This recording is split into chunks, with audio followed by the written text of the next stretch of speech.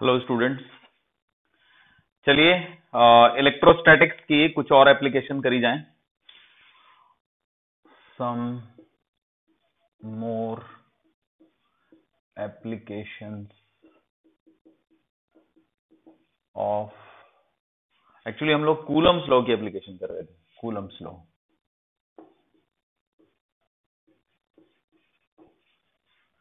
देखो तो सपोज करें कि यहां पर एक पतली सी रॉड है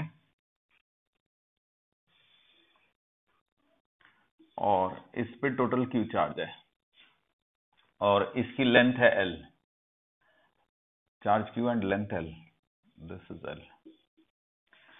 और यहां पे एक पार्टिकल है जिसका चार्ज स्मॉल क्यू है। तो ये जो डिस्टेंस है इसको मैं डी बोल देता हूं। तो हमें ये जो रॉड है, रॉड के चार्ज के चलते पार्टिकल पे फोर्स निकालना है या फिर पार्टिकल के चलते रॉड पे निकालना है, बराबर ही होगा। तो to find force on charge Q due to the rod,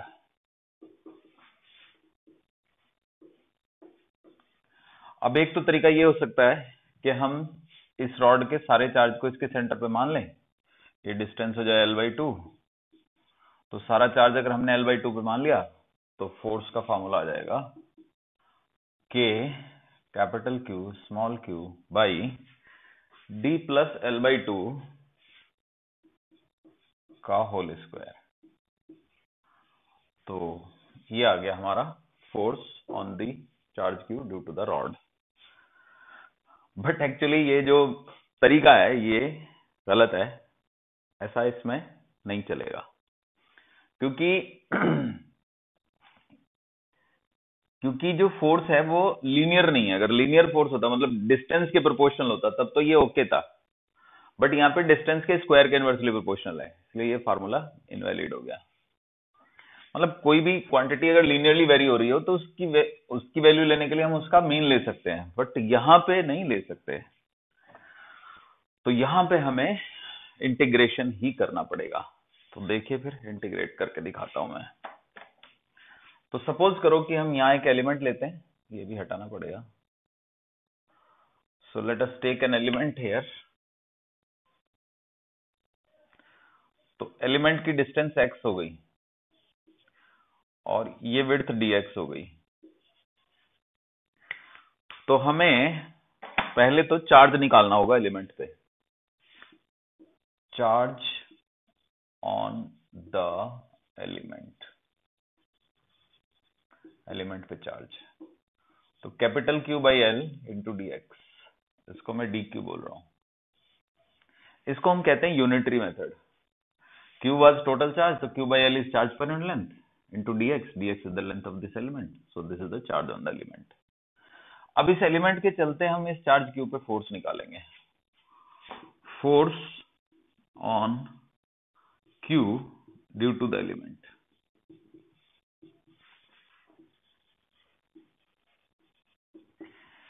तो वो उसको df लिख लेते हैं।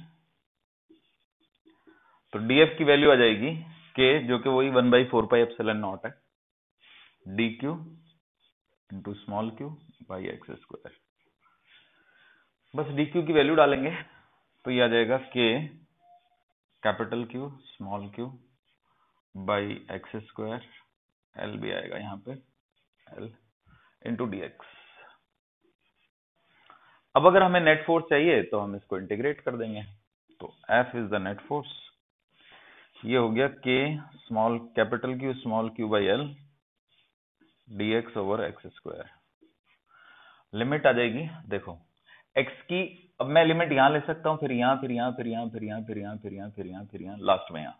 तो जब एलिमेंट यहां होगा तो x की वैल्यू d के बराबर होगी, और जब यहां होगा तो d प्लस एल के बराबर होगी। ओके, तो लिमिट लग जाएगी d से लेके d प्लस एल तक। अब 1/x² यानी x की पावर -2 का इंटीग्रेशन। तो x की पावर -2 का इंटीग्रेशन होता है x की पावर -1/-1, यानी कि -1/x। तो इसको मैं यहां पे अलग से शो कर देता हूं। ठीक है जी, तो ये आ जाएगा हमारा k capital Q small q by L। तो x की पावर -1 यानी 1/x कर दो, चलो x की पावर -1/-1 को सीधा लिख दो -1/x। लिमिट आ गई d से लेके d प्लस L तक। अब जब माइनस होता है तो हम उल्टी लिमिट यूज कर सकते हैं। तो फाइनल आंसर जो आएगा वो मैं लिख देता हूं, वो आएगा k capital Q small q by d into d plus L। ये फाइनल आंसर आएगा। दिखा देता हूं मैं एक बार ही कैसे आएगा, देखिए।